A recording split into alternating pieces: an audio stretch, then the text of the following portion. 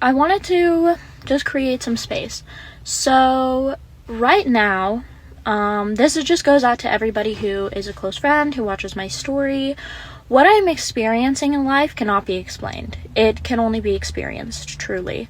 I feel like language belongs to the illusion of reality that is separation, and I have to be very, very mindful and intentional with my words, and how I interact, or how I play the game, so to speak, when it comes to other people who just other people, basically. And not to generalize everybody, but for the most part, yes. And why I maybe haven't been reaching out to people as much is because I'm very much retreating into my own soul right now. I'm learning how to create dialogue between the character and the soul, and to integrate that in-between space, as well as playing the game, which is basically just having interactions with the universe, paying attention, watching out for synchronicities, and developing my relationship with God. So if I don't reach out to you as much, do not take it as a reflection of you and communicate with me, because it's truly not personal.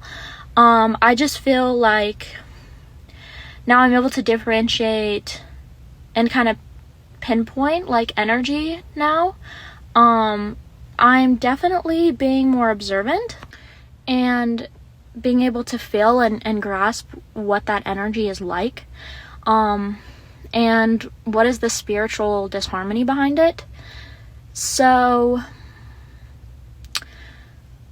right now, especially as I'm becoming more in tune with my own inner energy and allowing the conscious to develop and grow with me, I feel like I need to be mindful of what energy I am allowing myself to receive, just because I'm incredibly spiritually intuitive, and I feel like I honestly have a gift for that. So yeah, but anyway, I have definitely felt very more distant with people, but not in like the way that I had before I was able to connect the dots, because before, like,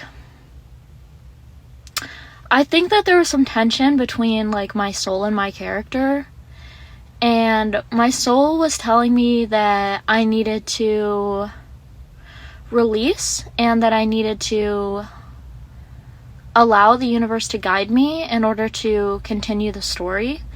And the character is very, very frustrated, and because everybody around you, everybody that you interact with, whether it's surface level conversations, while it's deeper connections, they are all an extension of you, so they're all a projection.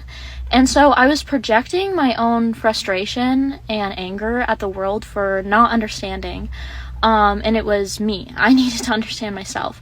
So I definitely don't feel that way, like unintentionally feel like superior over people, and being frustrated with people for that distance. I'm just coming to an understanding, and that room for surrender, and the room that it leaves me with, has honestly made me come to love and like admire people, and be able to see that a lot of their energy, their actions, stems from their shadow self and the wounded child, but they're unaware of it.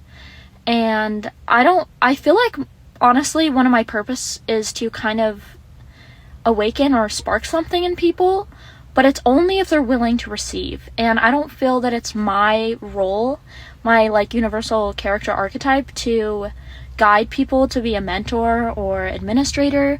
Maybe on some level a healer, but right now it's kind of more of like an alchemist. So yeah, but I just wanted to kind of share parts of my journey. So I have a greater understanding now, and I'm definitely able to see, like, feel that resonance or that tension, like when people start to unconsciously resist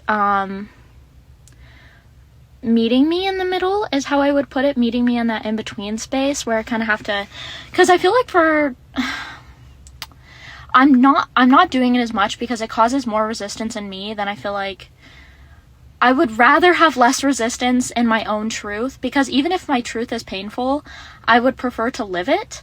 Not necessarily painful in a way that, like, it causes suffering from that tension or, like, from that resistance, but more just, like, it's hard to not be who I am. For a lot of people, it's much more sustainable. For me, that is, my soul is so deeply embedded in my character, and so with that, living my truth, right, and often having to meet people in the middle, like before, I would just filter and delude myself so much that it felt like I was literally betraying or compromising myself.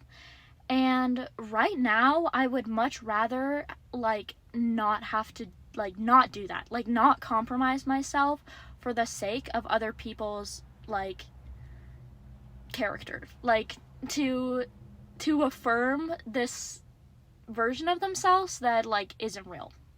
Like, it's not my purpose to be like, yeah, your identity is, like, continue, not growing, basically, or not being honest with people because I'm not being honest with myself. Like, I understand, like, I'm not forcing people to meet me in the middle at all, but right now, if I'm in such a huge major state of transmutation with a lot of grace that I'm not going to drive to Hawaii. I'm on a plane. I'm on a plane to Hawaii, and, like, if you get it, like, you get it. But, like, everybody else, they're walking, right? And because they're walking to California, so they think, oh, it's closer, like, I'm in the back of the plane. I don't have to jump out. I don't have to make a decision. I don't have to do this because, like, I'm just closer to it. Like, I'm just closer to this truth, but, like, you haven't surrendered to it. And I'm on a plane to Hawaii. I'm not slowing down. I'm not compromising myself. I'm not betraying myself. I'm not opening up a bunch of doorways of energy while I'm learning to transmutate and integrate my own energy. That's not my place. So if I don't reach out to you, it is not like, it's